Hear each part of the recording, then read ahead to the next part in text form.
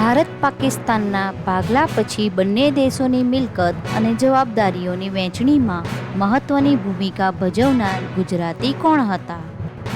H.M. Patel. સૌરાષ્ટ્રનું સૌથી મોટું બંદર કયું છે? ઓખા. નર્મદા નદીની લંબાઈ કેટલી છે? 1289 કિલોમીટર.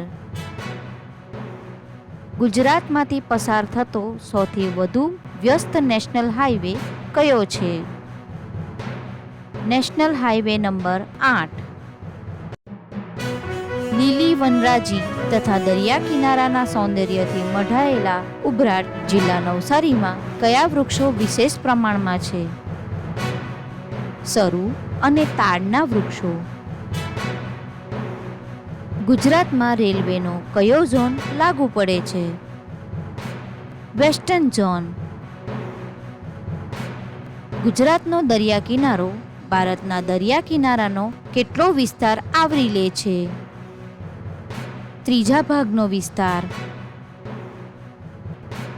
ઉનાથી ચોરવડ વચ્ચેનો વિસ્તાર કયા નામે ઓળખાય છે? નાગેર. ઘેડ પંથક કયા જિલ્લામાં આવેલો છે?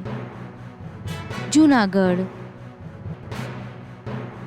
જૂનાગઢનો કયો પ્રદેશ સમુદ્ર તળ કરતાં પણ નીચો છે?